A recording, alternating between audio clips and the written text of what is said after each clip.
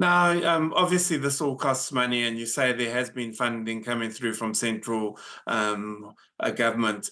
But what are your coffers looking like? What are your debt levels looking like at this moment as a council? Yeah, sure. So we're sitting at about 42 million of external debt currently. That's about 2/3 of the way to where our debt cap would be. The trick at the moment is, of course, the interest rates, like households and other businesses are facing. Interest rates so much higher than they were even 2 years ago. And so the interest costs on debt repayment are really significant. They're going to play a really significant role into what our 3-year plan budgets going into the next year are going to look like. What are we So that talking puts about? What interest rates are we talking about? How much are you talking about? on finance debt repayments, and so that's going to be What sort of figure are we looking at? What sort of figure are we looking at? So for the debt repayments in particular, that could lift rates by 6% before we do anything else. Wow. So it's a pretty significant number. So what are you expecting the rates rise this time to be? We're still not at the point we even have got a secure number.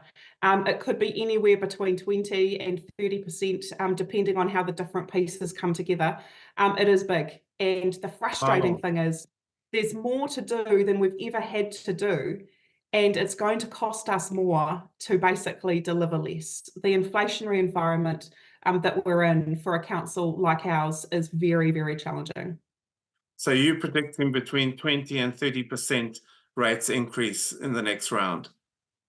That is highly possible. Our councillors, we had a council meeting last week, and our councillors endorsed a direction to staff, which was to work on 2 options. So the first one is trying to maintain the level of service of all of our key activities, and any additional activities to be focused on roading recovery and our Three Waters recovery as well. And then the second option to be, let's keep focused on the Three Waters recovery and on the roading recovery, but how do we downscale other activities in the short term with a plan to then bring them back again over the next 3 to 5 years?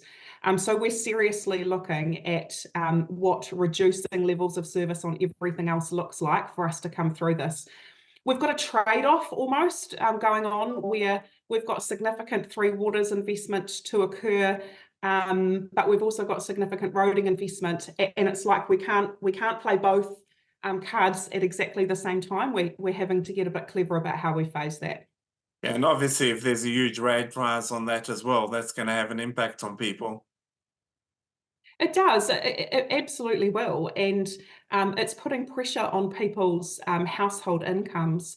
And I have to admit that it feels a bit odd, to be honest. We've been raising rates significantly for the last few years. The rates in Central Hawke's Bay are more than 40% higher now than when I started 7 years ago. We've been significantly raising rates.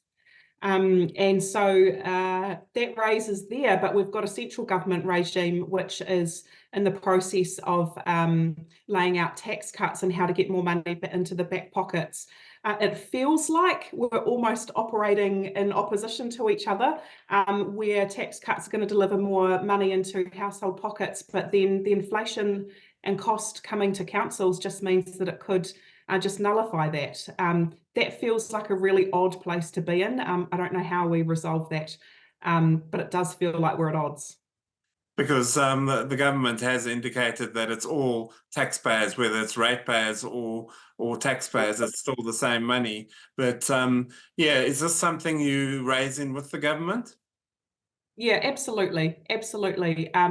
Because it also comes down to what the messaging and the leadership looks like of how we navigate this economic chapter in our lives, because it will only be a chapter, or maybe even just a few pages of a chapter, and to have a narrative from local leadership, which is quite different to that of central leadership, is challenging for people to navigate, and they shouldn't have to. I think we need to do a better job of getting that messaging consistent, but it is difficult.